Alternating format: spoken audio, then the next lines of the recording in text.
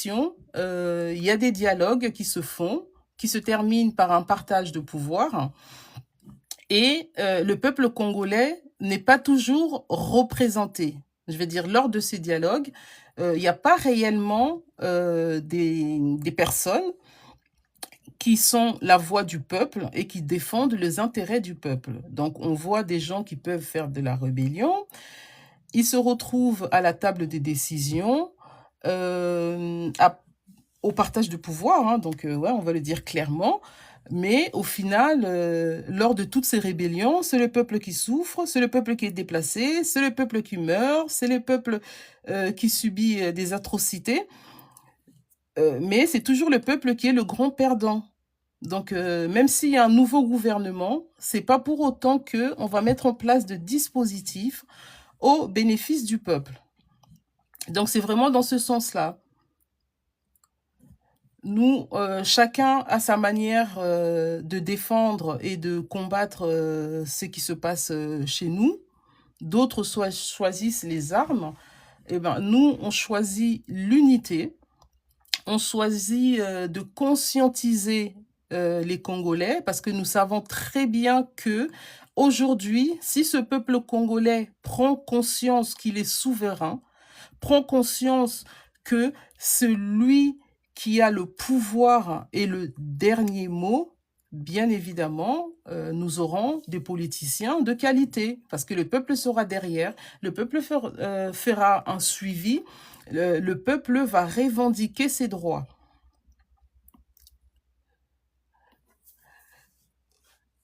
Alors, dans le principe, là, nous rassemblons des mouvements. Nous savons très bien que les Congolais sont soucieux de leur pays. Donc, il y a beaucoup de Congolais qui ont des mouvements, mais nous sommes éparpillés. Donc, le but de Hymne, c'est de rassembler toutes ces forces éparpillées dans le monde entier afin que nous puissions s'unir. Et on sait très bien que avec l'unité, nous pourrons nous imposer à la table des décisions et représenter le peuple, ce peuple qui a toujours été oublié. Bien évidemment, les mouvements qui intègrent Hymne ne perdent pas leur identité. Donc, vous gardez votre identité, votre organisation habituelle, mais le fait de venir dans l'une, c'est vraiment cette unité de force. Est-ce que j'ai répondu à votre question ? Ou si vous voulez apporter plus de précision, attendez, monsieur DNA, original 243. Je vous ai envoyé une invitation.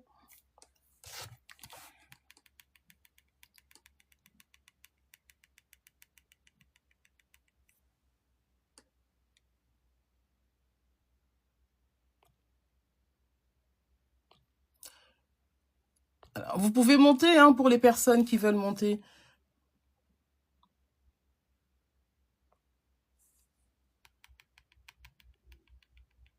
Ah, d'accord. Ok, je comprends. Voilà, qu'est-ce qui se passe là? Bonsoir. Oui, bonsoir.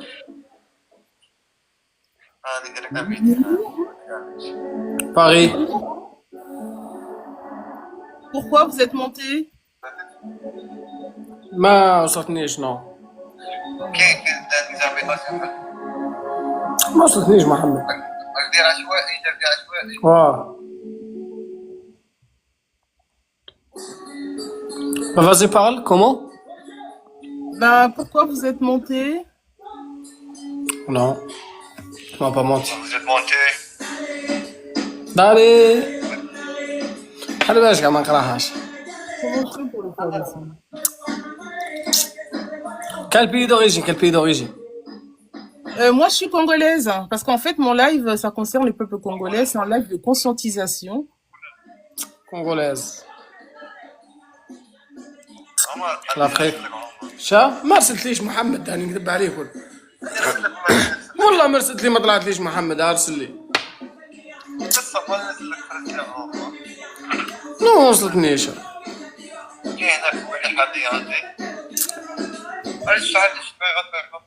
شوف ريق البروبليم وعيط صح Bon, est-ce que vous pouvez juste descendre, s'il vous plaît? Oui, oui, oui, oui, oui, oui. Il n'y a pas de problème. Merci. Enfin, j'arrivais pas à le faire descendre. J'ai pas l'habitude de live, hein, mais je me suis dit, il est temps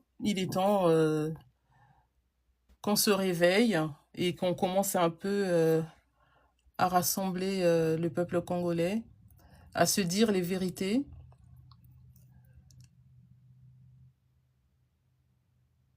Alors, voilà, j'ai fait. Ah, donc vous pourrez parler tout à l'heure. Oh là là, pourquoi il y a toujours des gens? Enfin, bon, c'est bon, la personne est descendue. Donc, comme je disais, UMN travaille pour structurer une plateforme qui rassemble les Congolais en RDC et dans la diaspora autour d'une vision claire: l'unité nationale, la souveraineté nationale et le développement réel de notre pays. Donc si je fais ce live, c'est parce que je pense qu'on ne peut plus continuer comme avant. On parle beaucoup, c'est vrai que nous faisons beaucoup de panels sur le Congo, mais on n'a pas d'aboutissement. Et surtout, on ne s'organise pas.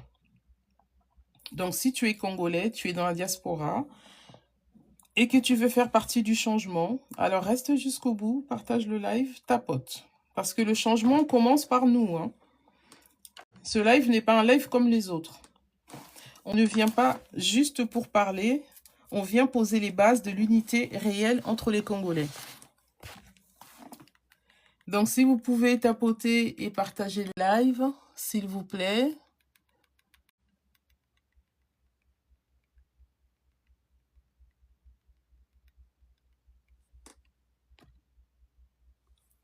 Alors j'ai vu Madame Denise Duchochois. Bonsoir.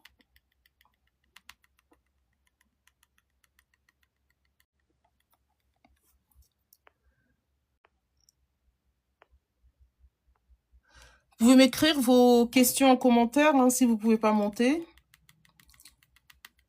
Comme ça, je vais y répondre. Je vais vous décrire davantage la vision de UMN, donc l'Union des mouvements nationalistes, et bien évidemment une plateforme à vocation politique, civique et stratégique, ayant pour objet de rassembler, structurer et coordonner les forces vives congolaises, tant sur le territoire national qu'au sein de la diaspora, en vue de contribuer à la refondation de la République démocratique du Congo. Donc, elle a pour mission de promouvoir les valeurs de souveraineté, d'unité, de responsabilité collective, de discipline, de compétence et de méritocratie. Bien évidemment, dans le respect des principes démocratiques, des droits fondamentaux et des engagements constitutionnels.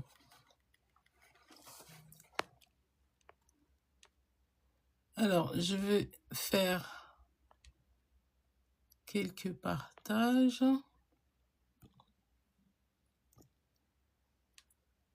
Tac, tac, tac.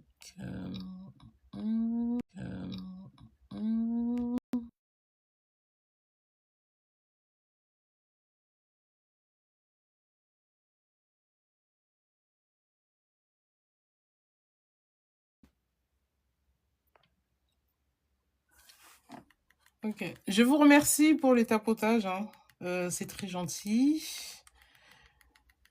Pour l'instant, j'attends des personnes qui doivent intégrer le live pour que nous ayons une discussion sérieuse.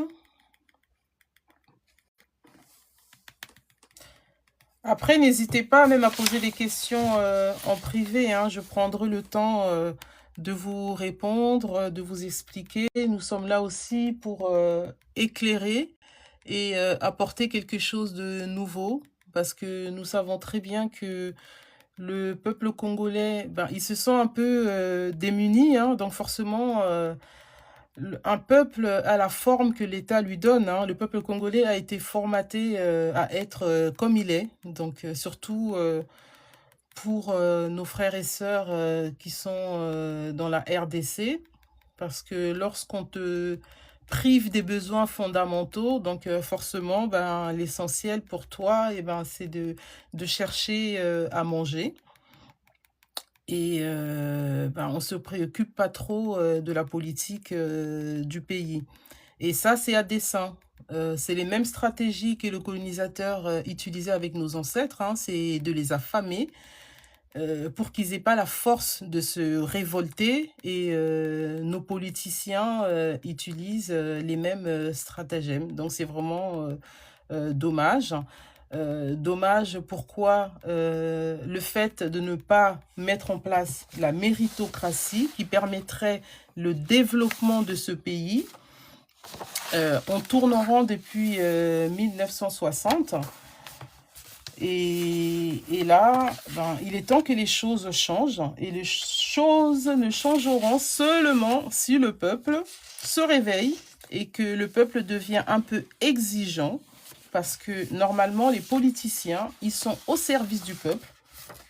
C'est pas l'inverse. Donc, c'est pas au peuple d'être derrière les politiciens, à les supplier. Non, bien au contraire.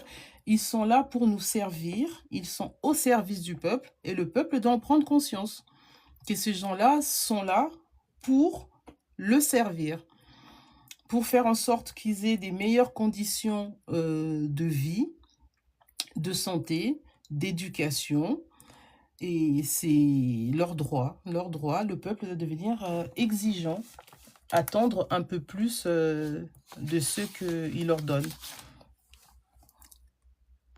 Alors, qui je viens de voir?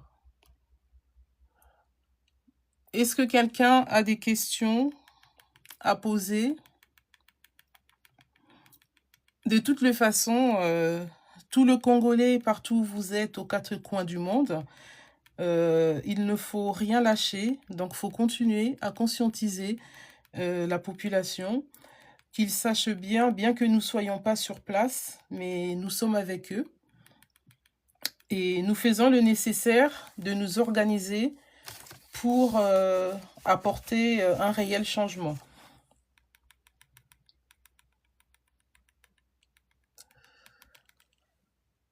Alors, qu'est-ce que je vois? La femme de quelqu'un a mis le live, d'accord.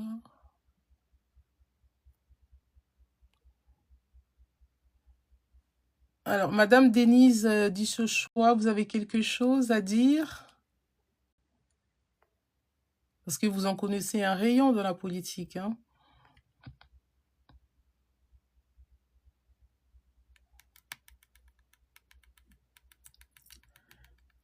Est-ce que vous pouvez partager le live, hein, s'il vous plaît?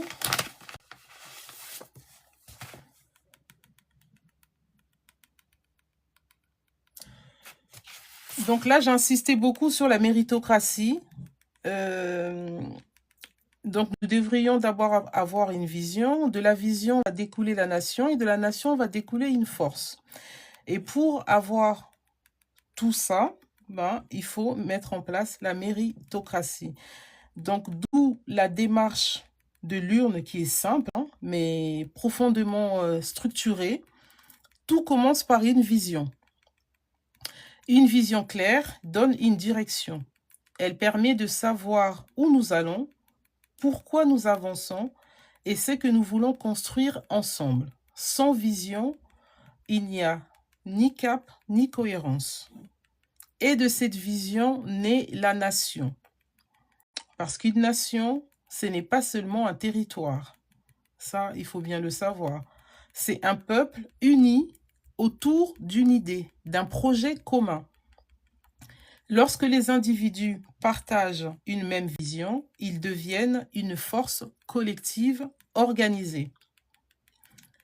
Et de cette nation émerge la force. Bien évidemment, l'unité crée une force invincible, une force réelle, durable, capable de transformer la réalité, une force qui repose sur l'unité, la discipline et l'engagement de chacun.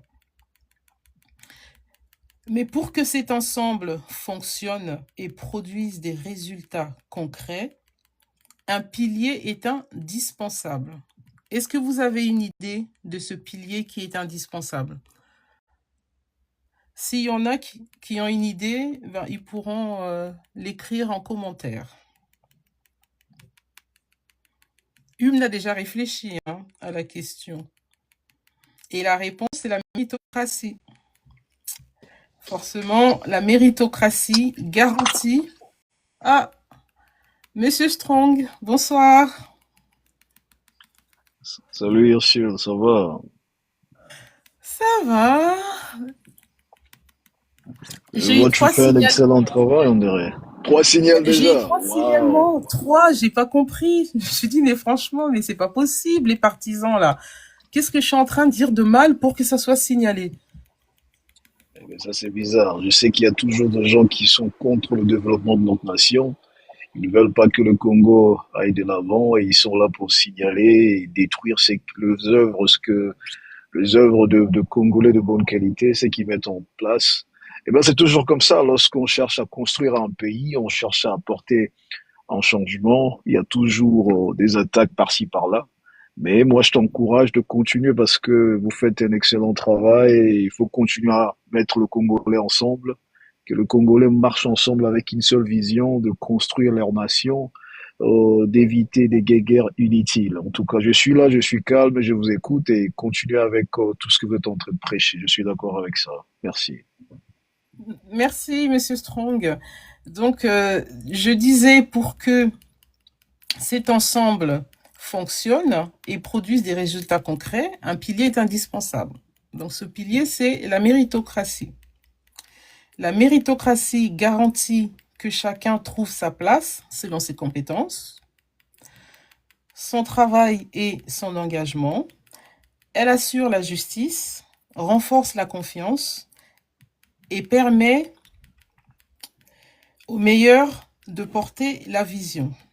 Sans méritocratie, la vision se fragilise, la nation se divise et la force s'effondre. Donc, c'est ce que nous vivons depuis 1960.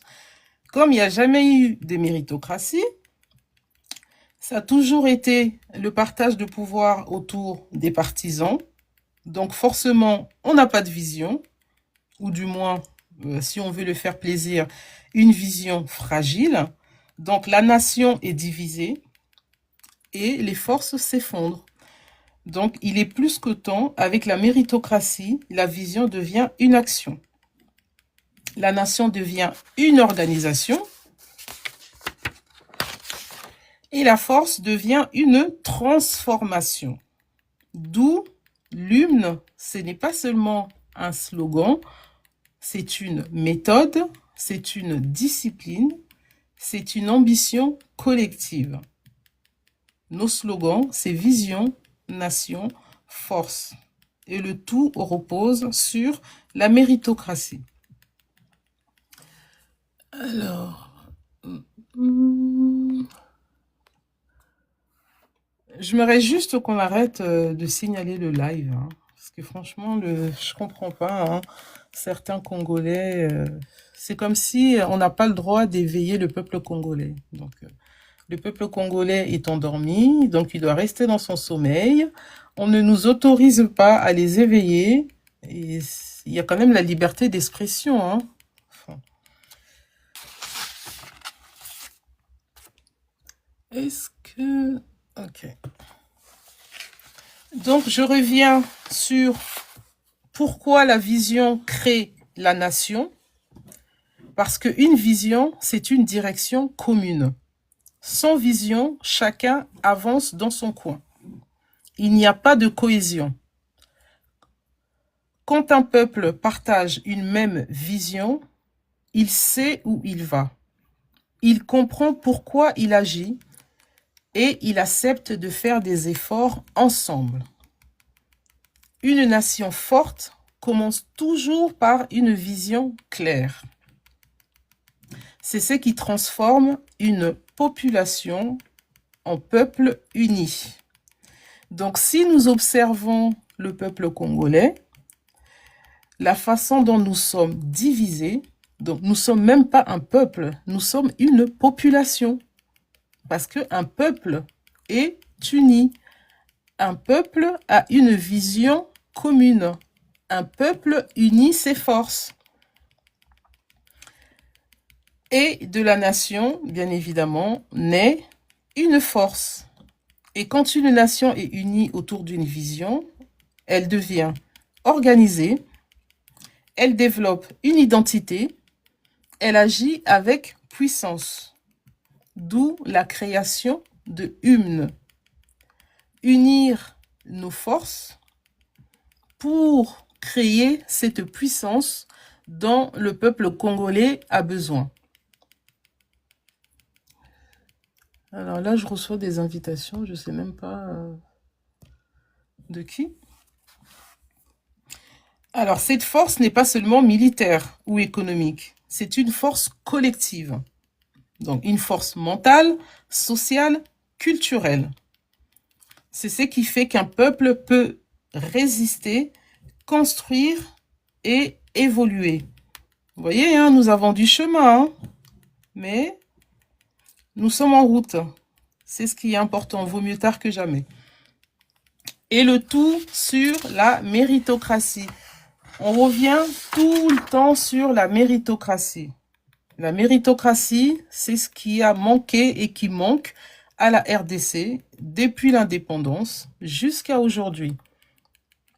Donc, je vais expliquer la méritocratie. C'est le principe selon lequel chacun avance selon son travail, ses compétences et ses résultats. Donc, la notion de redevabilité que nos politiciens n'ont pas du tout. Je veux dire, ils gèrent quand même notre territoire, ils gèrent notre argent, ils gèrent nos ressources minières, mais ils ne rendent pas compte de ce qu'ils font de tout ça. Et le peuple accepte, le peuple ne dit rien, et ce qui n'est pas du tout normal. Alors pourquoi c'est essentiel, la méritocratie? Ça crée la justice, donc une justice sociale, hein, forcément. Chacun a sa chance, ça motive, les meilleurs efforts sont récompensés, ça évite le favoritisme et la corruption.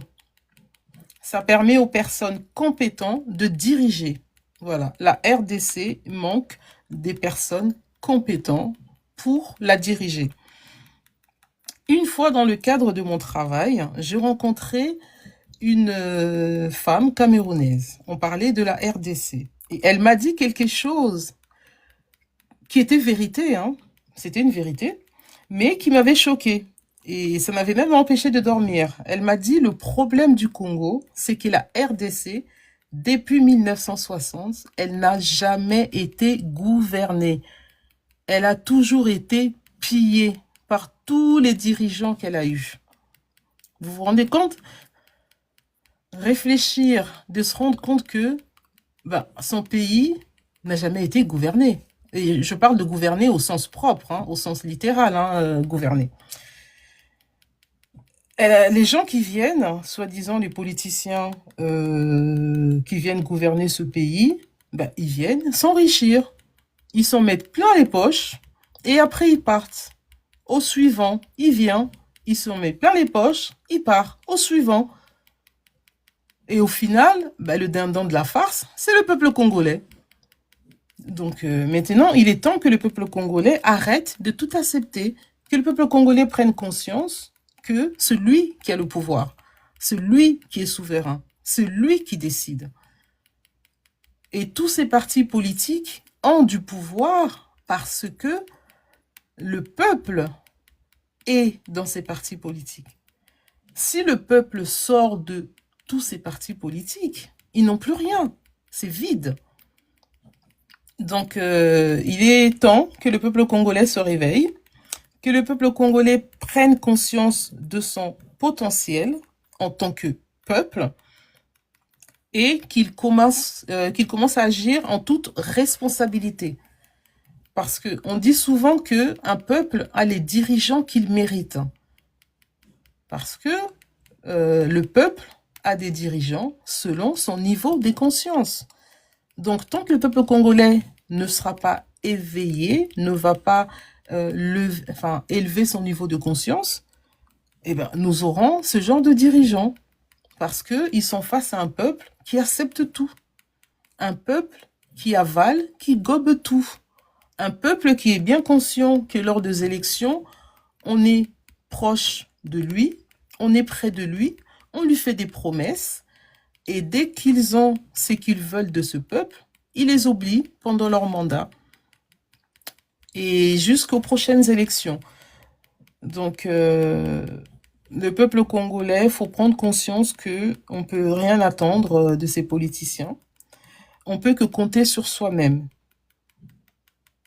Voilà. On est mieux servi que par soi-même. D'où nous faisons ce live d'éveil de conscience, parce que ce qui se joue en ce moment, c'est l'avenir de la jeunesse d'aujourd'hui. Donc, quelle vie cette jeunesse d'aujourd'hui veut avoir demain? Sachant que le Congo appartient, comme un jour je l'avais dit, le Congo appartient à 3 entités. Donc, les Congolais qui ne sont plus de ce monde, les Congolais présents, donc nous qui sommes vivants, et les Congolais à venir, qui ne sont pas encore nés. On doit leur laisser quelque chose. On doit préparer aussi le pays pour accueillir ces futurs Congolais qui ne sont pas encore nés. Donc ce combat doit s'arrêter avec nous. Enfin, quand on dit ce combat, cette mentalité, par exemple, dès que nous ne sommes pas contents, on va de l'autre côté, on va faire la guerre, on prend les armes. Enfin, il est temps que ça cesse. Le peuple n'a pas à trinquer à chaque fois pour le bien-être d'un petit groupe de personnes. Franchement, surtout nous les Congolais qui sommes de la diaspora, comment on peut supporter une telle souffrance, sachant que tant que la RDC reste dans cet état de médiocrité, ben c'est la diaspora qui souffre aussi. Parce que c'est la diaspora qui doit subvenir aux besoins de la famille laissée au pays, mais en même temps aussi, la diaspora, là où elle vit, ben, elle a aussi ses charges. Donc, tant que nos familles qu'on a laissées au pays ne vivront pas dans des bonnes conditions, ben, forcément, ça va aussi nous impacter négativement. Et en plus, on ne sera pas obligé de rester là où on est. Moi, sincèrement, j'aimerais bien rentrer dans mon pays quand même. J'aimerais bien aller travailler chez moi. Et j'ai quelque chose à apporter. Nous avons étudié, nous avons fait l'université, nous avons des postes à responsabilité dans nos pays d'accueil. Et cette connaissance-là sera bien utile aussi à la construction de notre pays. Mais pourquoi on ne nous donne pas cette opportunité-là? On pourrait créer une plateforme, un site internet où les Congolais pourront postuler à des postes en fonction de leurs compétences. Nous avons tout à apporter au pays. Tous les métiers sont importants pour la RDC.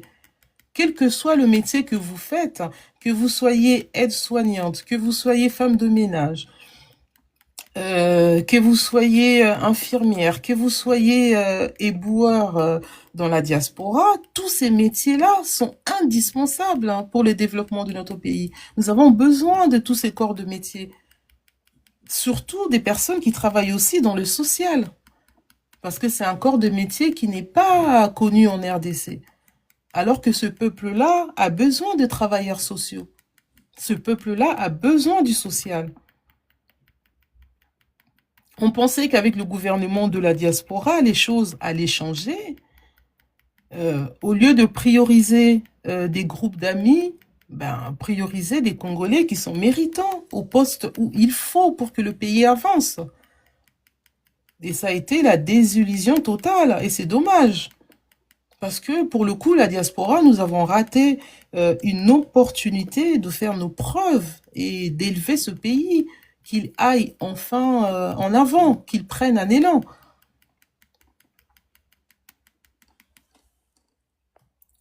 Alors, je vois, il y a Monsieur Toumba.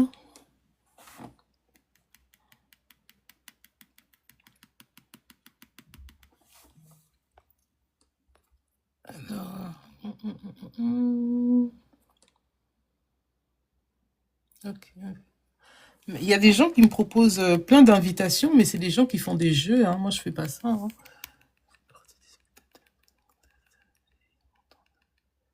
Ok.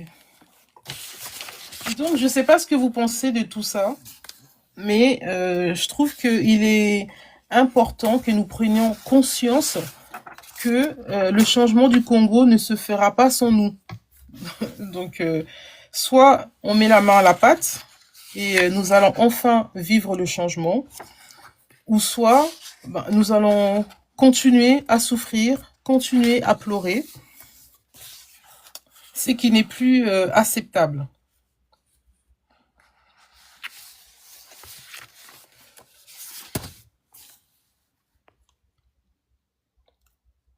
Alors, Monsieur Strong, vous êtes là? J'ai trop de signalements, hein. Moi, je vais arrêter de live, hein. Et c'est toujours comme ça. Il faut tenir le coup. Il faut tenir le coup. Il faut continuer. Non, Tu mais prêches franchement, bien. ça Il faut agace, hein. prêcher. On est là. C'est toujours comme ça. C'est toujours comme ça. Il faut continuer. Parfois, ce sont des signaux sur TikTok. Et TikTok, je sais pas, parfois, il y a des restrictions qui sont bizarres pour des mots. Il faut continuer. Il y a un bon travail que nous avons fait. On vous écoute, parle de une heure, parle de ce qu'on doit faire. Qu'est-ce que le plateforme doit faire actuellement? Se réunir en faisant quoi? Parler de la mentalité de l'homme congolais. Qu'est-ce qui bloque notre communauté à ne pas évoluer? Parce que nous sommes partout dans le monde, mais qu'est-ce qui nous bloque? Qu'est-ce qui stoppe notre évolution? Parlons un peu de tout ça, le comportement de l'homme congolais.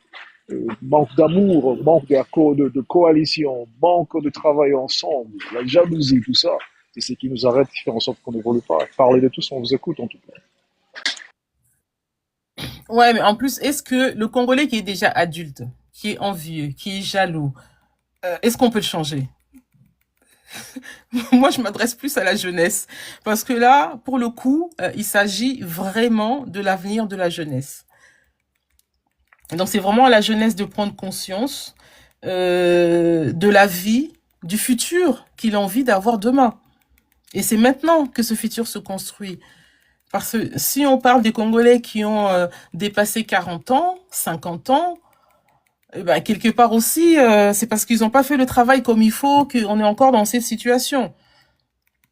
Donc, si eux, ils avaient fait le travail d'éveil de conscience qu'on est en train de faire aujourd'hui, ben, peut-être que le Congo, il sera pas ce qu'il est aujourd'hui. Et un peuple qui oublie tout le temps son passé, franchement, ça c'est quelque chose de troublant. Le fait d'être aussi amnésique, donc forcément en oubliant le passé, eh ben, on est amené à revivre la même chose continuellement.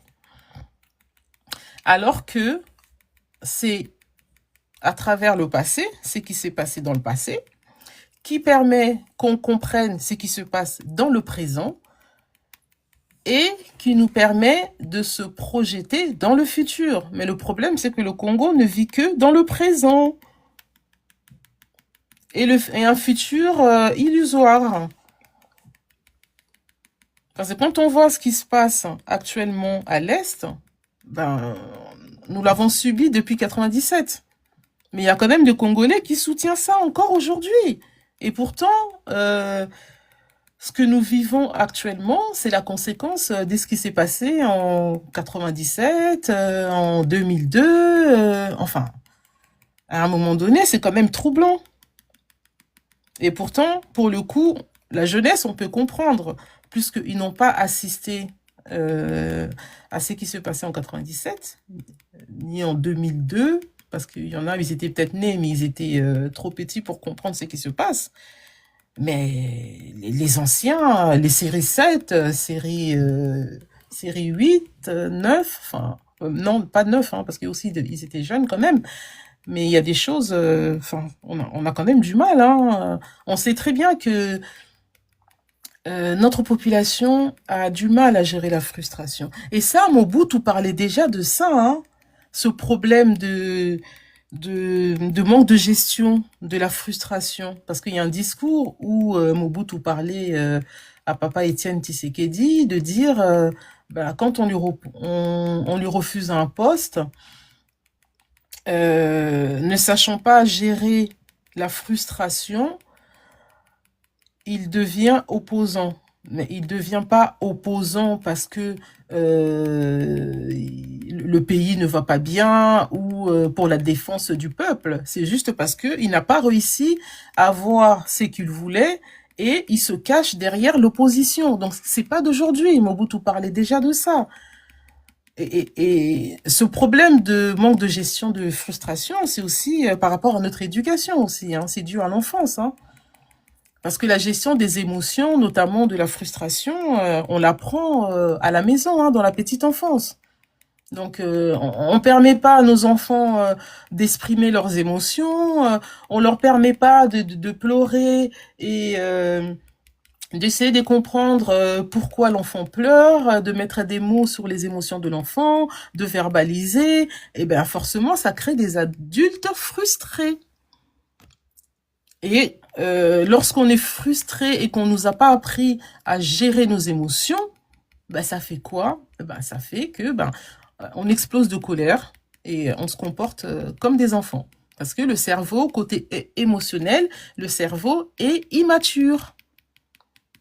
Alors, qu'est-ce que monsieur DN a écrit? C'est utopique. Mais non, celui qui a rendu aussi en partie le peuple. Oui, oui, je suis d'accord. Je suis d'accord parce que tout ce que nous vivons actuellement, ben, c'est le gouvernement de Mobutu. Parce que c'est lui, c'est ce gouvernement-là qui est resté 32 ans, qui a mis en place un système qui nous range jusqu'à présent. Je suis tout à fait d'accord. Il nous a ramenés à l'idolâtrie. Ben oui, nous étions quand même dans l'idolâtrie. Je veux dire, si on a des Djalelo aujourd'hui, ça n'a pas commencé là, ça a commencé avec Mobutu, à vénérer l'être suprême. Oui, en effet, je suis d'accord. Ça nous a pas aidé non plus. Ah non, pas du tout. Ce n'est pas du tout un exemple. J'ai juste dit du fait qu'il parlait déjà de cette histoire de frustration quand les gens ne sont pas contents. Ils se cachent derrière l'opposition et de l'opposition, c'est passé à la rébellion. Non, je suis tout à fait d'accord. Mobutu n'est pas du tout un exemple. Il nous a pas aidé non plus parce que nous sommes sortis quand même de la colonisation et c'est lui qui a eu l'occasion de nous avoir pendant 32 ans. Il aurait pu faire mieux au point de vue mental des Congolais.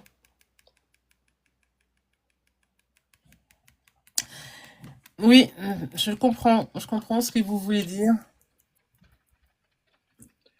C'est trop. Mais dans tout ça, bien qu'il y ait beaucoup de choses passées au bon, problème de moralité avec le prédécesseur et tout ça, mais actuellement, Madame Ursule, nous avons des Congolais qui vivent à l'étranger, des Congolais qui ont quitté leur pays depuis qu'ils étaient des enfants, ils étaient des bébés, ils étaient des mineurs. Donc, ils ont eu l'éducation de l'homme blanc. Ils ont étudié avec l'homme blanc. Ils ont été éduqués par l'environnement de l'homme blanc.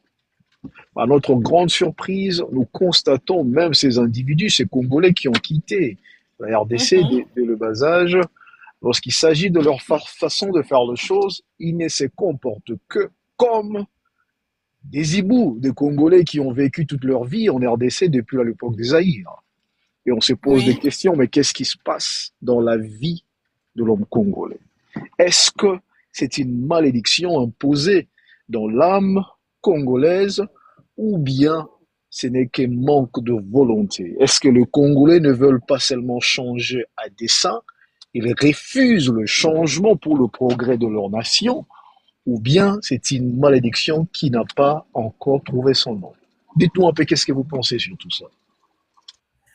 Ouais, mais le problème, c'est vrai que vous dites des Congolais qui sont dans la diaspora, qui sont venus avec leurs enfants qui étaient très jeunes ou des enfants qui sont nés ici. Mais le problème, c'est qu'il y en a, ils sont restés très communautaires. Parce qu'on sait très bien que bon, il y a quand même de classe sociale. Même nous, dans la diaspora, les Congolais. Donc, on a d'un côté les Congolais qui ont su s'intégrer dans leur pays d'accueil, des Congolais qui ont su faire des études et des Congolais qui sont restés à vivre dans le pays de Blanc comme s'ils étaient à Kinshasa. Il y a ça aussi. Donc, malgré qu'il peut y avoir des enfants qui sont nés ici, des enfants qui sont venus petits, mais ils ont la mentalité des gens de Kinshasa, parce qu'ils ont grandi dans ce milieu-là. Et on sait très bien que entre nous, Messieurs Strong, on se mélange pas non plus. On le sait. Entre les Congolais, on va dire des intellectuels, qui ont un bagage intellectuel, qui sont dans une certaine classe sociale, niveau professionnel, ne se mélangent pas avec les autres. Parce que niveau mentalité, ben ça passe pas, on s'entend pas, on réfléchit pas de la même manière.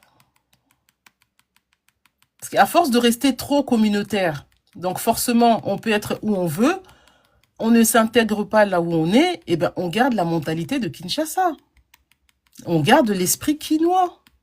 Et c'est ça qui est dommage, que certains n'ont pas su profiter des avantages qu'ils avaient autour d'eux, ne fût-ce que par rapport aux formations. Je veux dire, même si on n'a pas eu l'occasion d'être scolarisé au Congo, on arrive, bon, je vais parler de l'Europe parce que je suis en Europe, on arrive dans un pays d'Europe, il y a des dispositifs qui sont mis en place, il y a des cours du soir, on peut rattraper le retard qu'on n'a pas eu au Congo. Mais combien font cet effort-là? Ne fût-ce qu'apprendre un métier, faire une formation. Il y en a très peu. Donc c'est ça le Donc, en problème. général, on peut dire que l'homme congolais manque d'ambition. Apparemment, il manque une Oui, vision de aussi. volonté. Parce que pour avoir d'ambition, il faut avoir une vision, n'est-ce pas? Il faut se Ah voir ben oui. grand, se voir dans des dimensions plus élevées. Et lorsqu'ils ne font pas ça, ça prouve déjà qu'il y a un problème. Il y a un problème de vision, il y a un problème de l'estime personnelle, il y a un problème de là où ils veulent aller, ils veulent arriver quelque part et tout ça. D'où tout ça, ça crée tout ce problème. Maintenant que c'est la tienne, pourquoi l'homme congolais, lorsqu'il y a un autre Congolais qui a une vision, qui fait les efforts pour avancer, pour évoluer les choses, et vous allez constater le même Congolais qui sont aux alentours, qui ont refusé de se faire construire, qui ont refusé d'avoir une vision et faire quelque chose, et ce sont les Congolais qui seront utilisés pour faire détruire leurs frères ou leurs amis, celui qui vient pour avancer les choses. Parce qu'il faut qu'on se dise la vérité, Madame Ursule, c'est qui détruit aussi notre pays, c'est le mauvais cœur. L'homme congolais peut être Oui, utilisé facilement pour détruire le travail de l'autre. oui, C'est que nous vivons en RDC. C'est la raison pour laquelle vous constatez les Kagame, les Museveni sont en train d'en profiter. Ils en profitent seulement à cause de ces mauvais cœurs de l'homme congolais. Vous voyez. Donc, qu'est-ce qu'on doit faire? Qu'est-ce que nous devons faire étant que communauté, étant que Hymne? Qu'est-ce que Hymne doit faire pour chercher à conscientiser ces Congolais d'éviter de combattre leurs propres frères, au lieu que nous puissions nous battre, pourquoi pas nous mettre ensemble et travailler avec de la méritocratie, comme vous l'avez mentionné à plusieurs reprises, parce que parfois, ce qui crée la jalousie, c'est la différence que nous avons. Et les gens ne mhm, comprennent pas qu'on ne peut pas tous avoir la même chose. Ok? exact. Il est Mhm, payé un humain en fonction de ses compétences, sa personne qu'il est et les efforts qu'il a mis en place. Tout cela, ça compte dans la vie. Et malheureusement, nous vivons dans un monde là où tout le monde, lorsque vous avez une Mercedes, tout le monde veut aussi avoir une Mercedes comme vous. Lorsque vous mhm, conduisez une Lamborghini, tout le monde veut aussi conduire une Lamborghini comme vous. Et j'oublie les efforts que vous avez mis en place, les sacrifices que vous aviez mis et tout ça. Ils ne sont pas prêts à sacrifier comme vous. Ils ne sont pas prêts à faire les choses comme vous, mais ils veulent seulement bénéficier de choses comme vous. Alors c'est un problème de mentalité, c'est un problème de manque de cohérence, manque de compréhension, comment est-ce que les choses fonctionnent. Alors qu'est-ce qu'on doit faire? Essayons un peu de conscientiser, essayons un peu de mobiliser ces Congolais pour que ces Congolais se mettent ensemble Et c'est là partira même des pères, je vais dire ceci, à ce qui concerne le mouvement, parce que nous voyons bien la vision de une, c'est pour encadrer ces mouvements congolais, les Congolais pour le mettre ensemble, travailler tous au travers une seule vision, qui est le développement de la RDC et travailler pour le peuple congolais. Maintenant, quel appel, qu'est-ce que vous êtes en train de mettre en place pour, disons, quel message que vous avez, je dirais, pour ces groupes congolais qui vous écoutent actuellement? Qu'est-ce qui fera la différence entre vous et d'autres plateformes politiques que nous avons au Congo qui ne sont que corrompues? Qu'est-ce qui poussera le Congolais qui vous écoute à cet instant de se dire, ben, moi, je suis convaincu, je vais aller vers le une parce que je trouve qu'il y a ça, et je vais joindre ce groupe et travailler pour l'intérêt du peuple congolais. Eh bien, là, vous avez soulevé beaucoup de points, hein. Après, vous savez, comme je le disais tout à l'heure, moi, je compte beaucoup sur la force de la jeunesse. Parce que là, présentement, il s'agit de plus de leur avenir. Parce qu'il y en a, ils pensent que bon, leur vie est déjà finie, ils ont raté leur vie, ils n'ont plus d'espoir.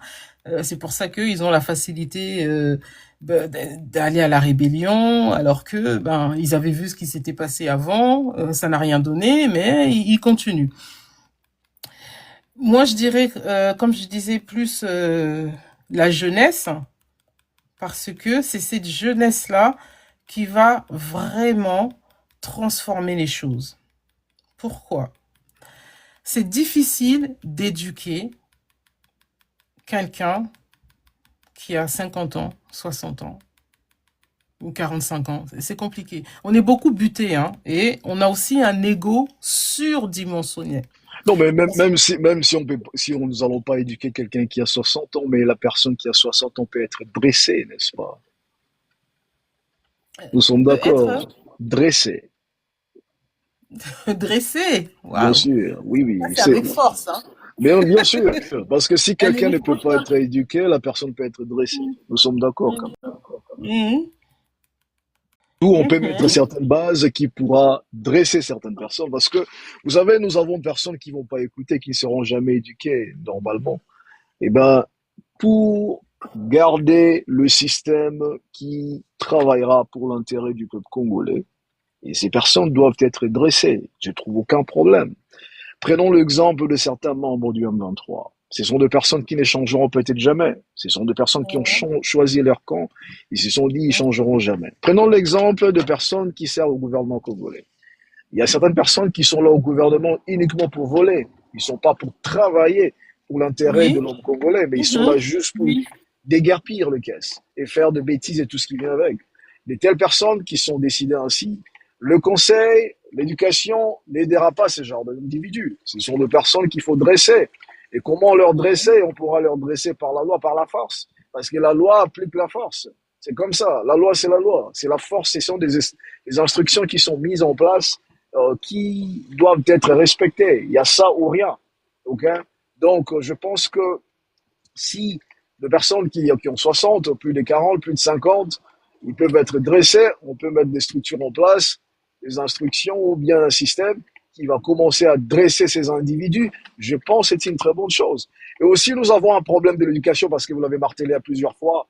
Vous devez savoir, de personnes aussi qui sont moins éduquées ont des difficultés de comprendre les choses. Parce que nous savons très bien qu'en RDC, c'est un pays où beaucoup de gens n'ont pas eu vraiment la chance d'être éduqués assez énorme, n'ont pas eu assez de chance d'avoir l'éducation. Mais qu'est-ce qui se passe avec ces gens? D'avoir une éducation assez valide.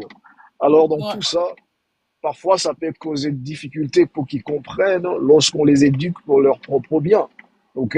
Et vous allez voir ces genres de personnes que vous essayez de sauver, ce sont les mêmes personnes qui deviendront vos ennemis. Ils vont chercher à vous liquider alors que vous travaillez pour leurs intérêts. Tout ça. D'où je pense que créer parfois un système de dresser les gens, ça peut sonner grave, mais c'est la réalité. On vit dans un monde, ce n'est pas un monde qui est un monde de pitié, non, c'est un monde de force. Alors parfois, il faut appliquer certaines choses, certains règlements qui vont dresser certaines personnes et c'est très important de dresser parfois. Ça aide pour l'évolution d'une nation, une communauté, tout ce qui vient avec l'évolution de l'être humain. Alors si ce genre de choses aussi, une pourra réfléchir sur ça à la longue, quelque chose qui pourra aider, ça travaillera pour l'intérêt, parce que lorsque nous parlons intérêt du peuple congolais, eh bien, il n'y a pas de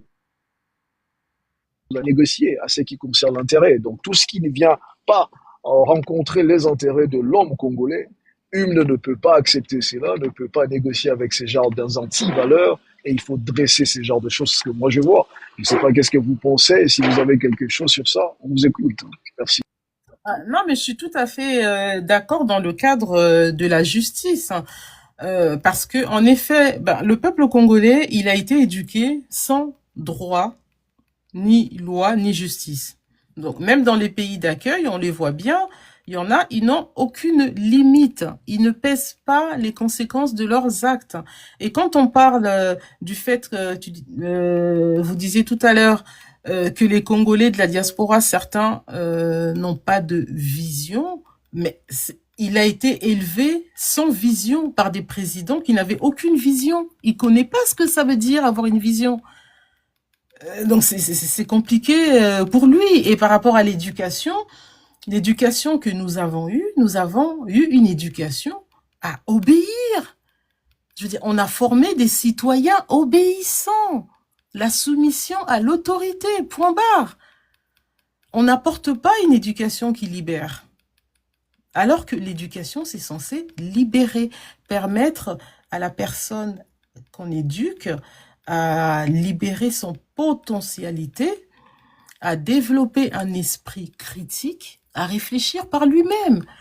Mais nous, on nous éduque à obéir. Fais ça, tu fais.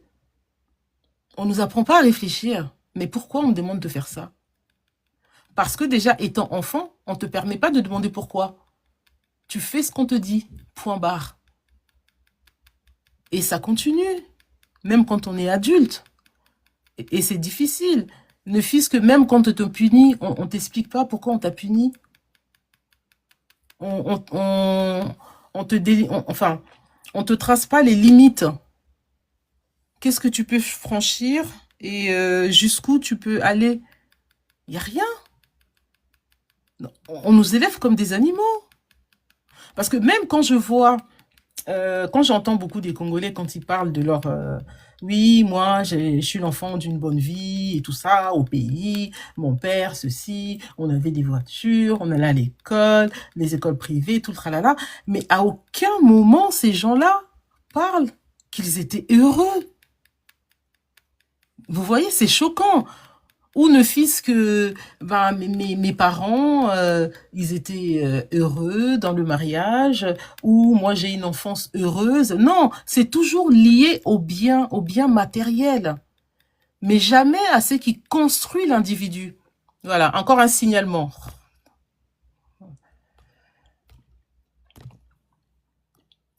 Jamais à ce qui construit l'individu. Et ça, c'est un réel problème. Parce que si on se retrouve avec des rébellions à répétition, c'est parce qu'il n'y a pas de justice. Normalement, nous aurons dû avoir une seule rébellion, celle de 97. Celle qui est venue par la suite, elle aurait dû se terminer par la justice, des condamnations. Et on n'aurait pas eu celle qu'on a aujourd'hui. Donc, tant que les gens, ils sont pas punis, déjà, les gens qui détournent, ils sont pas punis. Déjà, rien que les gens qui détournent ne sont pas punis. Il n'y a pas de justice. Et comme il n'y a pas de justice, bah, tout le monde se permet de faire tout. Même le président, là, on a notre président Félix, il va finir ses 2 mandats, il va partir. Et ben, il n'y a aucune redevabilité. Il ne donnera pas des explications. Pourquoi à tel moment j'ai pris telle décision, pourquoi je n'ai pas réussi à faire ça, pourquoi, il nous dira rien. Il partira. Et tous ceux qui l'ont accompagné, qui sont devenus millionnaires, milliardaires, ils ne vont pas se justifier. Ils vont pas rendre des comptes. Et comme ils sont vicieux à la base, ils sont malsains, eh ben, ils en ont rien à faire. Ils sont face à un peuple qui est passif, un peuple qui est naïf, un peuple qui est jalélo. Ils s'en moquent. C'est ça le problème. Bien sûr qu'on ne peut pas blâmer ce peuple. On ne peut pas, parce que ce peuple a été formé à être comme il est. Le peuple a été privé de beaucoup de choses. Parce que déjà, quand on ne mange pas à sa faim, quand son assiette ne regroupe pas tous les vitamines nutritionnelles dont on a besoin pour que le cerveau se forme correctement, qu'est-ce qu'on peut lui reprocher à ce peuple? Les connexions neuronales ne se sont pas faites correctement. Je suis sûre que le peuple congolais, si on nous fait passer des scanners du cerveau, ben, il y en a plein, on verra des lésions au niveau du cerveau. Comme je disais au début, ces politiciens, ils adoptent les mêmes stratégies que faisait le colonisateur. Nous priver de l'essentiel pour qu'on ne puisse pas réfléchir. Non, je ne dis pas que la rébellion Afdel est justifiée. Je ne dis pas ça. Parce que vu que c'était une première, ce qui se passait avec Mouzé en 97, ben, on aurait dû avoir que ça. Et plus en avoir d'autres. Non, c'est pas du tout justifié. Hein. Mais là, c'était le chaos total. Mobutu a été déchu. Mouzé est devenu le président. Mais après ça, normalement, ce peuple-là ne pouvait plus tolérer qu'il y ait d'autres rébellions. Parce que nous en avons eu une, nous avons compris les conséquences, on en subit, mais on ne peut pas en accepter encore d'autres. Puisque ce que nous subissons actuellement, c'est les conséquences de la première rébellion. Alors comment on peut accepter encore qu'il y ait une deuxième, une troisième? Il y a un problème. C'est ça le problème. C'est pas normal. Je veux dire, un peuple qui oublie son passé, c'est un peuple qui peut pas avancer. On peut pas. Parce que c'est avec le passé que l'on comprend le présent et on se projette dans l'avenir. Le peuple congolais, il est complètement amnésique. Et un peuple a la forme que l'État lui donne. Si ce peuple comme ça, les politiciens ont formaté ce peuple à être comme il est. Et ça, c'est plus acceptable. On ne peut pas abrutir tout un peuple pour que ce peuple-là nous laisse tranquilles. Nous, à tour de rôle, ça fait comme une cantine. Hein. Donc, chacun son tour. Il vient, il s'enrichit avec ses potes, il part. Un autre va venir, il va s'enrichir, va partir et ainsi de suite. Non. Et ça, c'est à nous, peuple, de prendre conscience que nous sommes souverains. C'est le peuple qui a le pouvoir. Ces gens-là sont censés être à ton service et non l'inverse. Aujourd'hui, si tous ces politiciens commencent à travailler pour l'intérêt collectif, eh bien, tout le monde trouvera son compte. Il y aura moins de frustration, il y aura moins de haine, parce que chacun sera heureux. Chacun va mettre les talents que Dieu a mis en lui au service du peuple. Parce qu'en plus, il n'y a pas de continuité, c'est toujours un recommencement. Je veux dire, le président Félix, il est arrivé avec son gouvernement, il recommence tout à zéro. Quand lui partira, celui qui va venir va encore recommencer à zéro. On ne fait que ça, recommencer. C'est pas possible. Entre-temps, les années passent, bien évidemment, et qui trinque, c'est le peuple. C'est le peuple, le dindon de la farce, de tout. Et cette manipulation-là ne peut pas continuer. Donc, il est temps que le peuple congolais prenne conscience, qu'il devienne peuple, hein, parce que pour l'instant, il n'est pas peuple, hein, il est population. Parce que lorsqu'on est peuple, on est unis, on a une vision commune, on unit nos forces, ce qui n'est pas le cas. Nous sommes divisés parce que nous n'avons pas de vision. Nous n'avons pas de vision claire. Donc, le fait de ne pas avoir de vision claire fait que nous sommes divisés. C'est comme je disais tout à l'heure, l'importance pour Hume d'avoir une vision, parce qu'une vision, c'est une direction commune. Sans vision, chacun avance dans son coin, il n'y a pas de cohésion. Et quand un peuple partage une même vision, il sait où il va, il comprend pourquoi il agit, et il accepte de faire des efforts ensemble. Et ça, c'est un réel problème pour nous. On n'est pas une nation, parce qu'une nation forte commence toujours par une vision claire. C'est ce qui transforme une population en un peuple uni. Et de la nation naît une force. Et quand une nation est unie autour d'une vision, elle devient organisée, elle développe une identité, elle agit avec puissance. Et toutes ces qualités-là, nous ne les avons pas. Et cette force, elle n'est pas seulement militaire, bien qu'on n'a pas la force militaire ni économique, on n'a pas non plus. C'est une force collective, une force mentale, sociale, culturelle. C'est toutes ces qualités qui permettent à un peuple de résister, de construire et d'évoluer. Et tout ça repose sur la méritocratie. Le problème de la RDC, c'est le manque de méritocratie. Tant que nous ne mettrons pas en place ce principe fondamental, on n'avancera pas. On n'avancera pas. C'est essentiel parce que la méritocratie, ça crée la justice. Chacun a sa chance, ça motive. Les meilleurs efforts sont récompensés. Ça évite le favoritisme et la corruption. Ça permet aux personnes compétentes de diriger. Sans méritocratie, même une bonne vision peut échouer. Donc, il faut une vision. La vision donne une direction. Une nation donne une force. Mais seule la méritocratie garantit la réussite. Et depuis 1960, nous avons eu des dirigeants qui ne sont pas méritants, qui ne sont pas dignes de gouverner ce pays, il faut le dire. Parce que quand on voit Kinshasa dans les années 70, et ce qu'ils ont fait des Kinshasa aujourd'hui, mais c'est comme si tous les gouvernements que nous avons eus dans ce pays, ils sont venus détruire le pays. Le résultat est là. Parce que moi, en ce moment, je regarde beaucoup...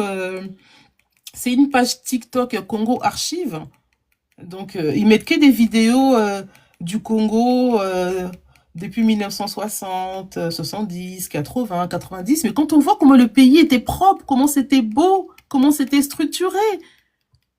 Donc, c'est comme si nous étions incapables de gouverner ce pays. En fait, l'indépendance nous a servi à rien.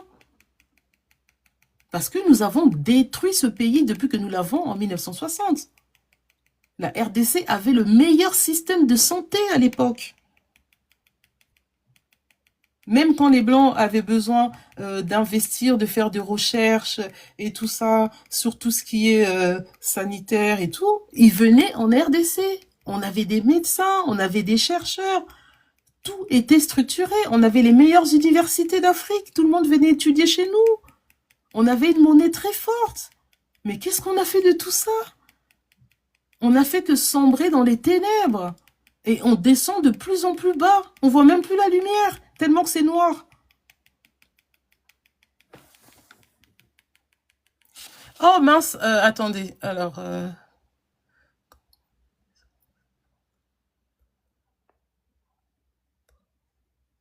déjà, nous, dans Hymne, on est très sélectif. On ne prend pas les gens juste pour prendre. Nous avons une charte, un règlement très strict. Et au niveau des postes au sein de l'organisation, c'est au mérite, c'est aux compétences. Nous utilisons nos compétences. Chacun est à la place où il doit être pour justement permettre qu'il puisse déployer son potentialité au maximum. Ah non, pas du tout. Hein. Ouh, pas comme tous les mouvements qui existent en RDC. Hein. Pas du tout. On ne prend pas les gens juste pour prendre.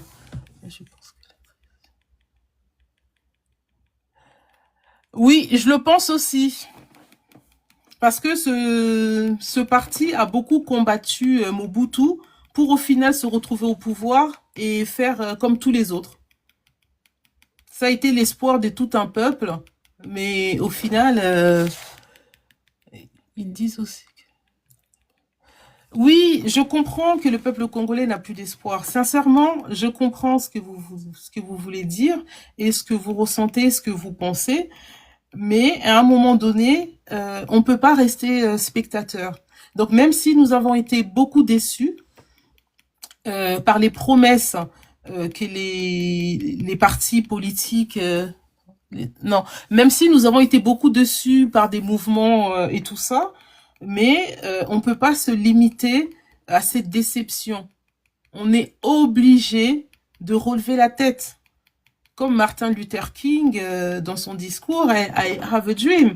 Je veux dire, si vous voyez la situation des États-Unis, comment c'était chaotique, les Noirs américains là-bas, et pourtant Martin Luther King a rêvé d'un Amérique où les Noirs étaient libres et considérés comme les autres.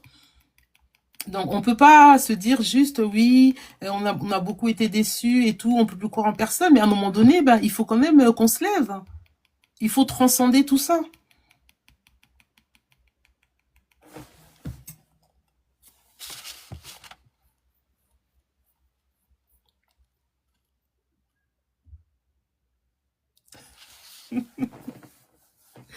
Attendez, je vais voir votre message.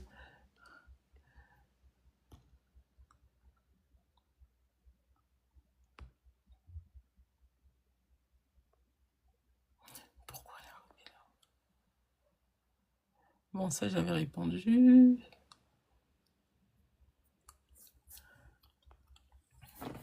Non, mais le Congolais, il faut y croire. Parce que si on n'y croit pas, je veux dire, c'est comme si vous faites des études et vous croyez pas qu'à la fin de votre étude, vous aurez un métier. Dans ce cas-là, pourquoi faire ces études? Pourquoi avoir ce diplôme vous donner du mal à travailler si vous croyez pas qu'au bout, vous aurez un métier qui correspond à vos diplômes? Non, on doit faire les choses. Bon, ça fait un peu connotation religieuse parfois, mais poser des actes, poser des actions, croire en ce qu'on fait. Moi, je crois à un Congo meilleur, parce que sinon, je serais pas là. Hein. Là, j'étais au travail jusqu'à 18h. Je suis rentrée, il était 18h30. Et là, je suis en live avec vous. Donc, je veux dire, nous avons quand même des occupations. Ce n'est pas parce qu'on manque à faire, mais c'est juste que à un moment donné, bah, on peut pas rester spectateur. Il faut faire quelque chose. Parce qu'on sait très bien que c'est compliqué pour les Congolais qui sont en RDC de se bouger un peu. Oui, il faut se battre, exactement. J'espère que vous allez m'écrire en privé, hein, Monsieur Nganga Malonda. Il faut rejoindre Humne. Vous allez comprendre.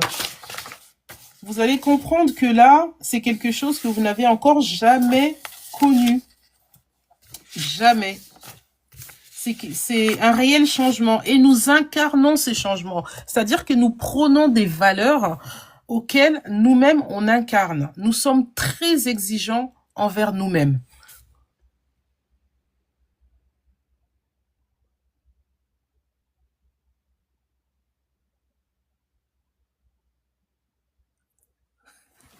Non, mais, bon, là, quel est le rapport? Vous me dites, mon point de vue est simple, votre mouvement de la méritocratie. Alors, quelle est l'action par rapport au Tutsi?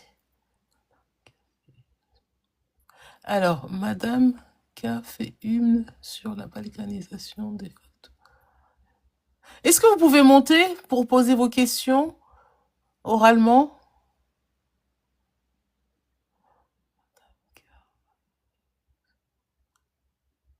J'ai pas compris ce que vous avez écrit là. Madame qui fait une. Ah, ok. Strong. Bah, peut-être il est occupé là, Strong. Il vous connaît, d'accord. Oui, justement, Zaïrois l'a dit. C'est ça que j'ai dit. Faut pas baisser. Faut pas baisser les armes. Faut pas perdre courage. Sinon, nous perdons ce pays. Comme je disais tout à l'heure, le Congo appartient à 3 entités. Le Congolais qui ne sont plus là, pardon, nous, les Congolais vivants, et les Congolais à venir. Je veux dire, il y a des Congolais qui sont pas... Non, nous ne pouvons pas baisser les bras. Nous devons leur laisser quelque chose. Et quelque chose de meilleur que ce qu'on nous a laissé nous. Nos ancêtres se sont battus pour que nous, on soit indépendants. Mais après l'indépendance, ceux qui ont eu le pouvoir, qu'est-ce qu'ils ont fait de cette bataille? Ils sont rentrés dans la jouissance. Ils ont oublié que leurs ancêtres se sont battus des décennies pour arriver au 30 juin 1960. Lumumba a été sacrifié aussi par rapport à ça. Mais ceux qui sont restés, ils sont rentrés dans les distractions, la jouissance.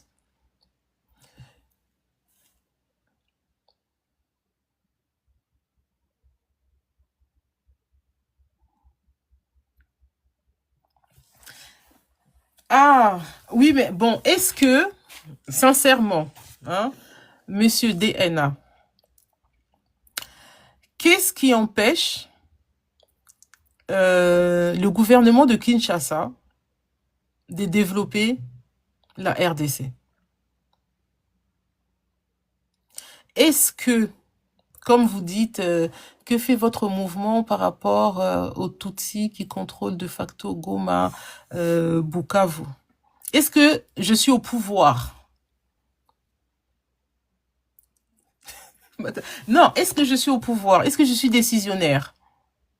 Vous savez, là, on se retrouve quand même avec un parti qui a été dans l'opposition pendant 32 ans. D'accord? Donc, les Congolais se sont unis.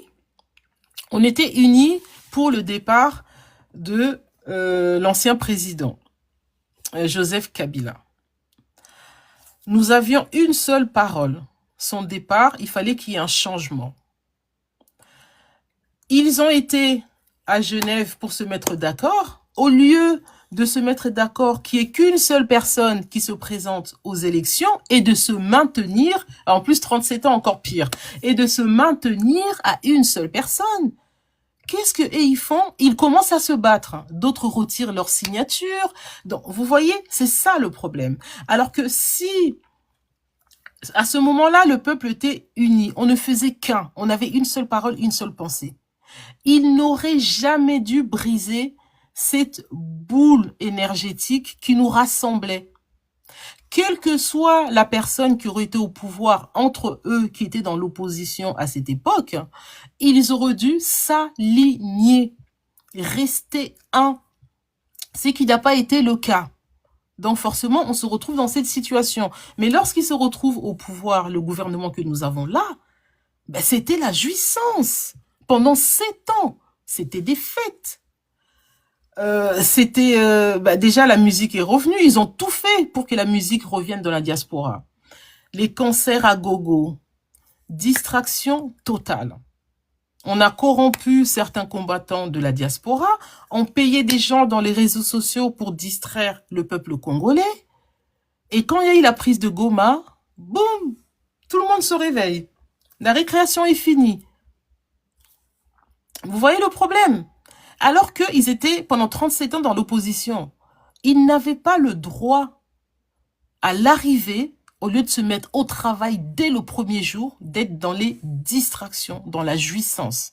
C'est impardonnable. Parce que leurs 7 ans d'amusement nous coûtent ce que nous vivons actuellement.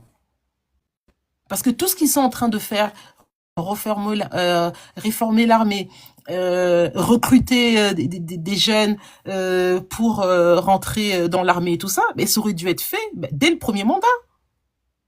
Les premiers mois du premier mandat, ça aurait dû être fait. Parce que tous les problèmes du Congo, de l'extérieur, ils le connaissaient, ils le savaient.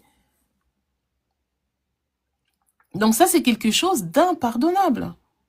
Moi, personnellement, c'est quelque chose que je peux pas pardonner. Parce que le Congolais aussi, on a une facilité de pardonner, d'oublier et tout ça. Donc, à chaque fois, on se fait avoir. Non, moi, en ce qui concerne le Congo, je ne pardonne pas.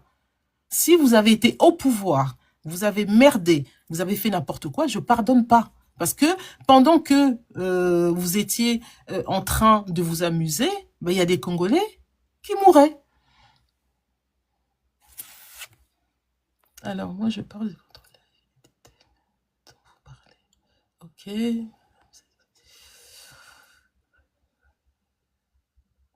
Alors, vous parlez de méritocratie et d'action. Que fait votre mouvement à votre échelle? Ben, nous, à notre échelle, justement, nous rassemblons les Congolais méritants. Voilà. Une, c'est aussi rassembler les cerveaux, les têtes. Donc, des Congolais qui sont intègres, des Congolais qui sont incorruptibles, des Congolais qui sont nationalistes. Donc, on se prépare. On ne peut pas attendre que les choses tombent du ciel.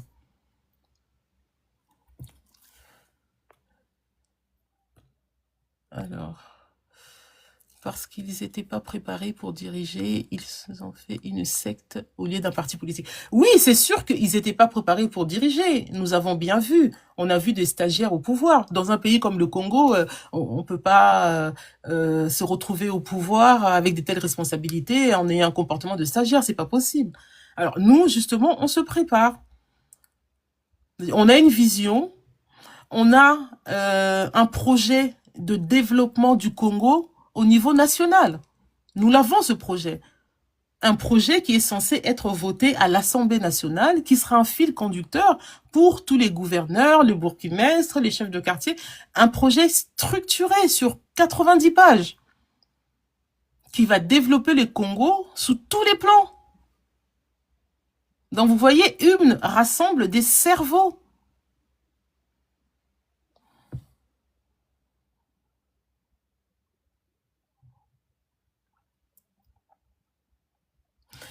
Mais le problème de l'Est a un gouvernement pour ça. Dans l'immédiat, DNA original, le problème de l'Est a un mouvement pour ça. Enfin, a un gouvernement. UMN n'est pas décisionnaire. Hein. UMN n'est pas à la tête du pays. Hein.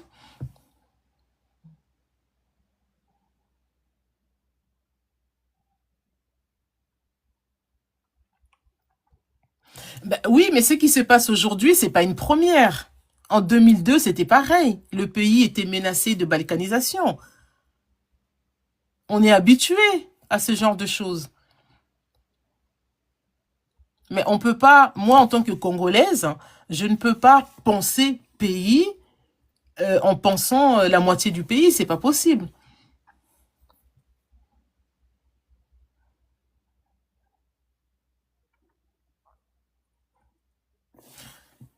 Parce que le problème de balkanisation, enfin, c'est pas d'aujourd'hui. Hein. À chaque rébellion, le pays est menacé de balkanisation. Ah si, hein. Nous, le projet, il a été pensé sur le plan national.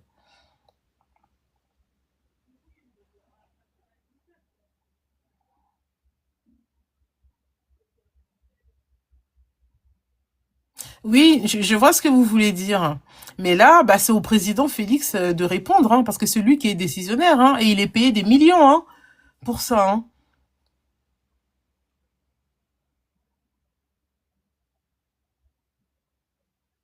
Après, ce que je veux dire, ce qui se passe à l'Est n'empêche pas de commencer le développement du pays sur la partie des territoires dont le gouvernement Kinshasa contrôle. Ça n'empêche en rien.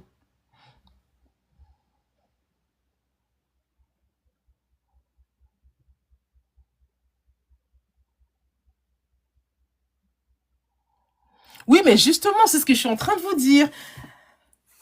UMN n'est pas au pouvoir. UMN n'est pas décisionnaire.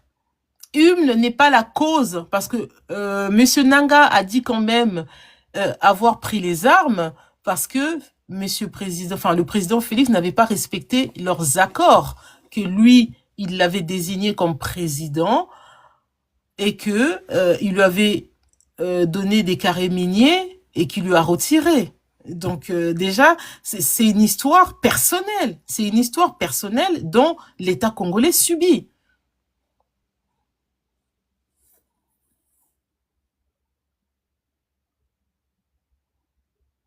Mais la méritocratie, c'est pas avec ce gouvernement que vous l'aurez, hein. Là, faut pas se leurrer, hein.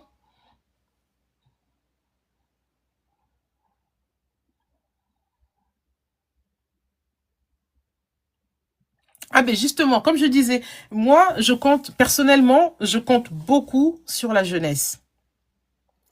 Parce que on sent quand même, il y a cet éveil-là de la jeunesse. Et, euh, et la jeunesse est bien consciente que là, ce qui se passe aujourd'hui, il s'agit de son avenir.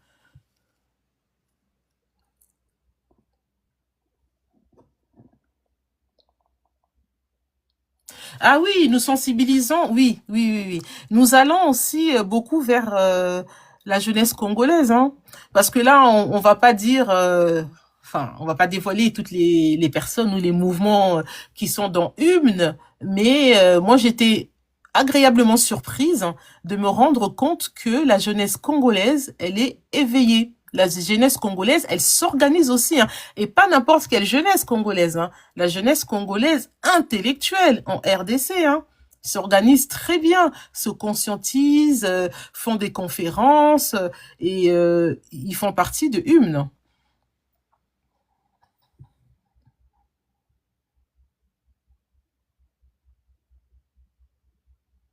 Vous faites partie de cette jeunesse, hein, Monsieur DNA, original 243.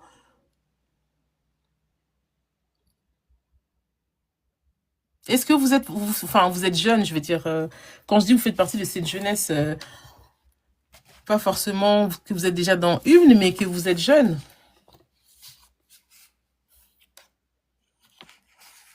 Parce que là, nous, on se bat pour, pour vous, hein, aussi, hein, parce que nous avons une vision.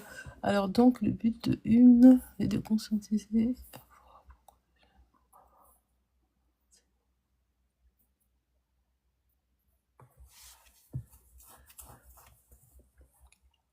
Après, le but, juste conscientiser les jeunes, non.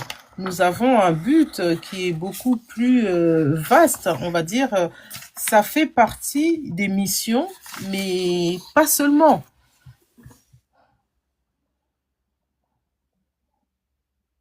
Conscientiser. Ok. Non, pas seulement. Nous savons très bien que cette jeunesse, c'est le futur de demain. D'accord? Et les enfants, disons la petite enfance d'aujourd'hui, ben, c'est aussi la société de demain. Et Nelson Mandela a dit, l'éducation est l'arme la plus puissante pour changer le monde. Donc nous savons très bien que le peuple congolais a été formaté, parce que ça me dérange de dire les mots éduquer, hein, parce que éduquer, c'est libérer, hein, c'est pas enfermer une personne. Donc, le peuple congolais a été formaté à être comme il est, à raisonner comme il raisonne. Donc, nous, c'est vraiment traiter le problème de fond, à la source. Donc, ça veut dire que nous avons aussi un programme d'éducation pour nos enfants. Vous voyez, la petite enfance d'aujourd'hui, donc les Congolais qui sont en train de naître, qui sont tout petits, on a un programme d'éducation. Moi-même, c'est mon domaine, hein. Je suis de formation éducatrice de jeunes enfants. Donc, c'est mon domaine. C'est ça que je suis en train de vous dire, que c'est vraiment unir des cerveaux.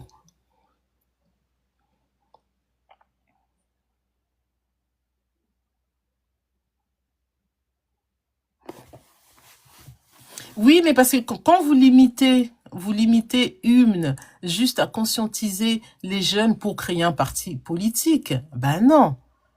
Là, je vous dis non. Donc, je vous dis, nous avons réfléchi la problématique du Congo. Nous nous sommes assis. On a réfléchi la problématique du Congo avec un esprit clair et objectif. Et nous avons relevé des points. Et ces points-là, on en a fait des projets. Ah, super. Donc, nous sommes dans la même vision. Donc, votre combat, c'est sauver le pays.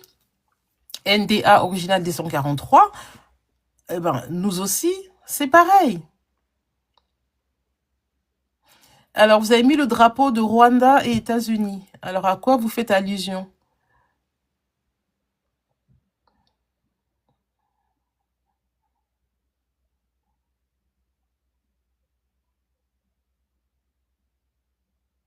En fait, ce que vous voyez, là, on se présente en tant que mouvement. C'est une plateforme qui rassemble des mouvements déjà existants.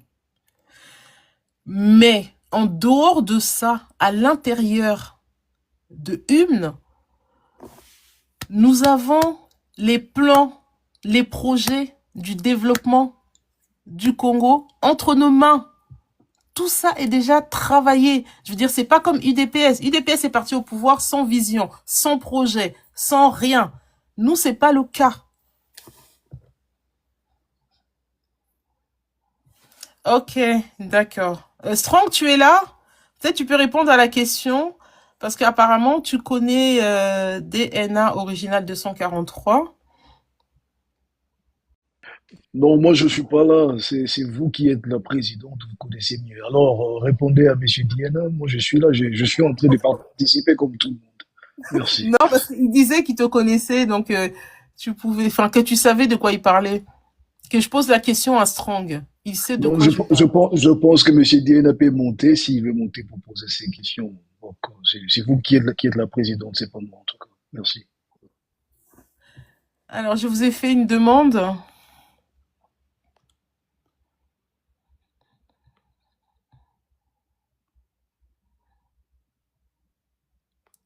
Oui, mais moi, je vais pas entendre ça quand vous dites que le pays est balkanisé. Mais c'est pas, je sais pas quel âge vous avez, mais c'est pas la première fois que la RDC vit ça.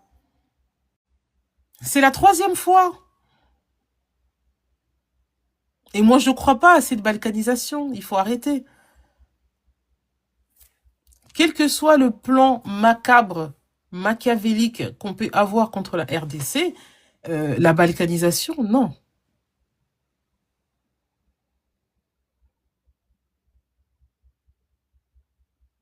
Vous êtes famille. Oui, mais pourquoi être défaitiste? Vous êtes congolais, vous aimez votre pays. Alors pourquoi vous êtes en train de louer quelque chose qui n'existe pas encore? Non, je suis pas dans le déni. Donc pour vous, quand est-ce que la balkanisation sera officialisée? Que vous me parlez de la balkanisation économique, je dis oui, la RDC subit une balkanisation économique. Mais la balkanisation territoriale, non. Mais non, c'est pas nié.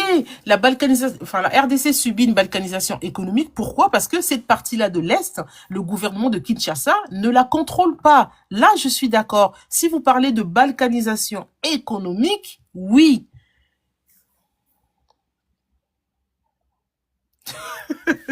Mais justement, je suis en train de vous expliquer.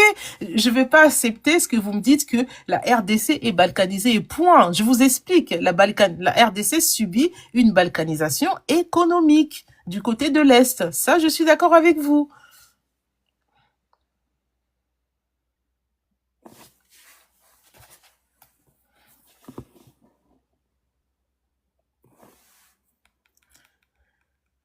Ah, mais justement, comment expliquez-vous, depuis 1960, nous avons 9 frontières et que nous n'avons pas de base militaire dans chaque frontière depuis 1960. Vous voyez que ce pays n'a jamais été gouverné. Il n'a jamais été gouverné, la RDC. Jamais.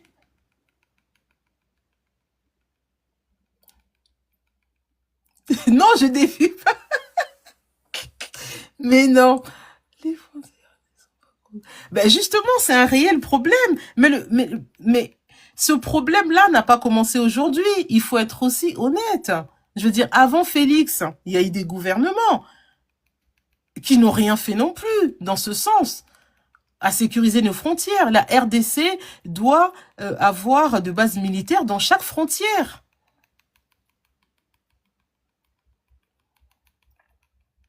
Oui, justement, mais je peux pas répondre comme vous voulez.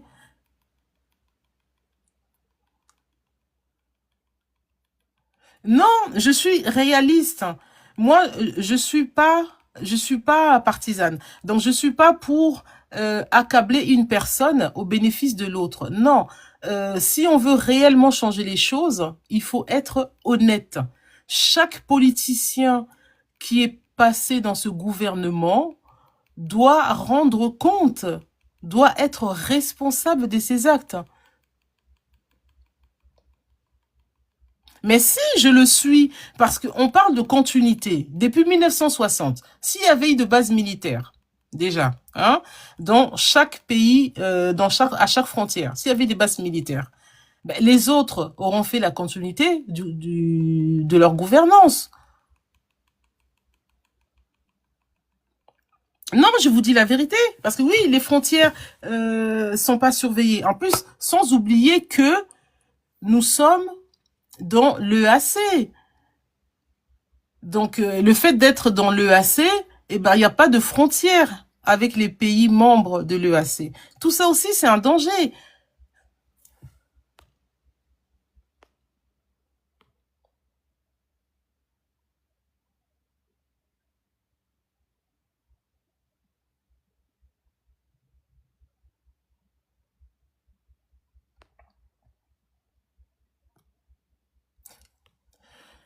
Oui, je disais que le passé nous permet de comprendre le présent. La méritocratie et action. Ok.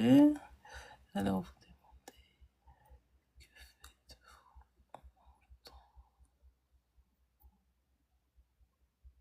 mais vous m'entendez pas, hein? Je vous ai expliqué. Nous sommes en train de réfléchir Congo. Je vais dire, le développement du Congo, il est sur papier, à tous les secteurs, à tous les niveaux.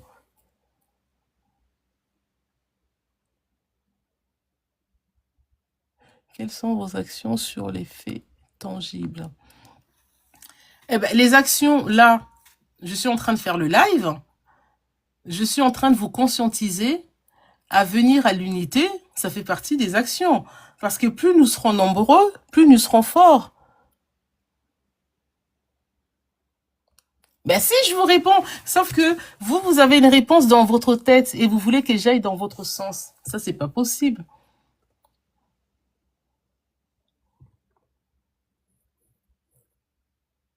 Lorsqu'on vous dit que ce que le gouvernement en place n'a pas, nous, on a. On a la vision, on a le projet, on a les plans.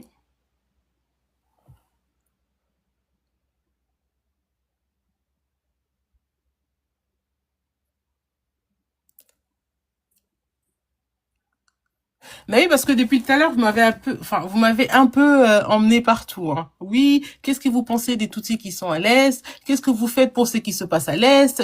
Ben, je suis pas au gouvernement.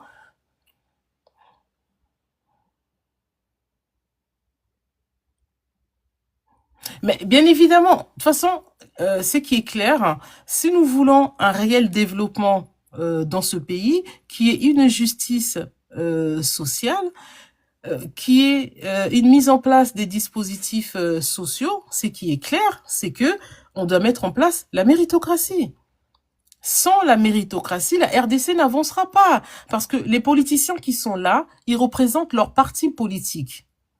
Je veux dire que lorsqu'ils font le partage de pouvoir, le président Félix, si il a un poste, mais vous dites que vous souhaitez des gens méritants. Oui, nous voulons des gens méritants. Parce que nous sommes pas contre le gouvernement en place. Vous voyez, nous sommes pas contre le gouvernement en place. Dans quel sens? Là, si nous sommes face à un gouvernement qui veut réellement que la RDC se développe, un gouvernement qui aime son pays, un gouvernement nationaliste, nous allons accompagner ce gouvernement. Nous allons accompagner ce gouvernement. Donc, nous pourrons travailler avec plusieurs gouvernements, mais à condition qu'ils soient dans la vision de Hume, le développement de la RDC.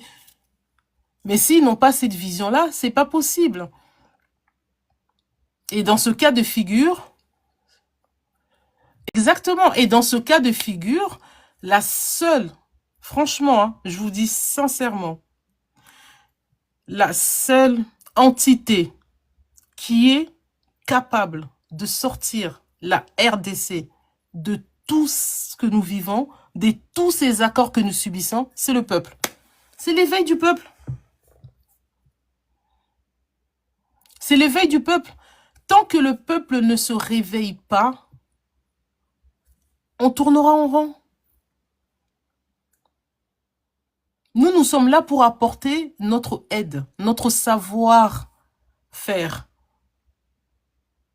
Mais le problème, c'est que ceux qui sont au pouvoir, ils veulent pas des Congolais comme nous. Ils ne veulent pas des Congolais qui réfléchissent. Ils ne veulent pas des Congolais qui posent des questions. Ils ne veulent pas des Congolais qui sont prêts à travailler. Mais ce que je suis en train de vous dire, c'est que nous sommes pas là. On va pas aller, comme les autres sont partis à l'Est, nous on va aller au Congo central, on va prendre les armes et non, on n'est pas dans ça. Ce qui importe, c'est que les Congolais, on doit s'unir par rapport au développement de notre pays. Donc aujourd'hui, si le gouvernement en place, il fait le nettoyage dans son entourage et qu'il fait appel à la diaspora méritante, on est là pour travailler pour notre pays. On est là pour travailler pour notre pays. Même vous, je veux dire, le potentiel que vous avez, on vous donne l'opportunité de travailler dans un secteur pour faire développer votre pays, mais vous n'allez pas dire non. Et là, je parle de travailler, je parle pas qui a la corruption, qui est l'impunité. Non.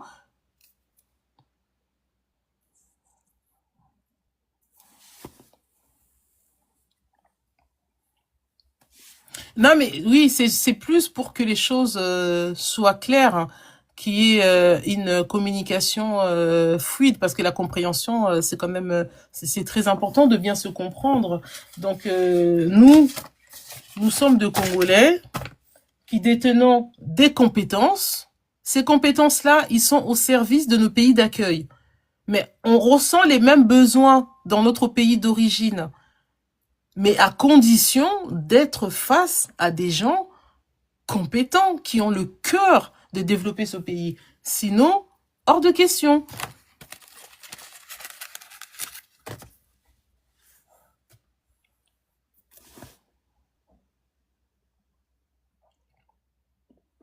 Non, mais je vous ai bien compris, mais je voulais juste que de votre côté, que vous me compreniez bien, qu'il n'y ait pas de malentendu.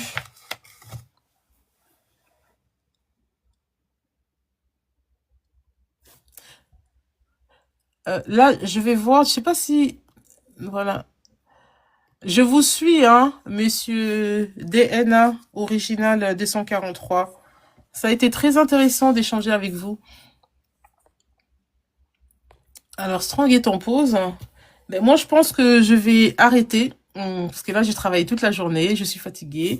Bien que je suis en vacances. Donc, on verra demain si on fera un autre live. Peut-être je vais profiter, comme je suis en vacances, de faire un peu plus de live pour vous expliquer la vision de Humne et pourquoi c'est important de s'unir tous ensemble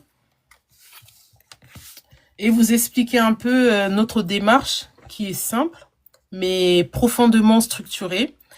Tout commence par la vision, une vision claire qui donne une direction. Elle permet de savoir où nous allons, pourquoi nous avançons et ce que nous voulons construire ensemble. Sans vision, il n'y a ni cap ni cohérence. De cette vision naît la nation. Une nation, ce n'est pas seulement un territoire, c'est un peuple uni autour d'une idée, d'un projet commun. Lorsque les individus partagent une même vision, ils deviennent une force collective organisée. Et cette nation émerge la force. Et de cette nation émerge la force, forcément. Une force réelle, durable, capable de transformer la réalité. Une force qui repose sur l'unité, la discipline et l'engagement de chacun. Mais pour que cet ensemble fonctionne et produise des résultats concrets, un pilier est indispensable, la méritocratie. Et Humne prône pour la méritocratie. Tant que le gouvernement actuel ne mettra pas en place la méritocratie, on ne se mélangera pas. Hors de question. Parce que nous savons ce que nous valons et nous savons surtout ce que nous ne voulons pas. La méritocratie garantit que chacun trouve sa place selon ses compétences, son travail et son engagement. Elle assure la justice, renforce la confiance et permet aux meilleurs de porter la vision. Sans méritocratie, la vision se fragilise, la nation se divise et la force s'effondre. Donc c'est exactement ce que nous vivons. Tout ce que nous vivons depuis 1960, c'est parce que nous avons jamais mis en place la méritocratie. Donc nous n'avons pas de vision, la nation est divisée et nous n'avons pas de force. Alors qu'avec la méritocratie, la vision devient une action. La nation devient une organisation et la force devient une transformation. Hymne, ce n'est pas seulement un slogan, c'est une méthode, une discipline, c'est une ambition collective. Donc, merci pour toutes ces personnes qui nous ont accordé leur temps. Je verrai si demain je vais faire un live ou s'il y en a qui m'écrivent en privé, qui demandent qu'on continue le live, ben ça sera avec plaisir. Merci beaucoup. Au revoir.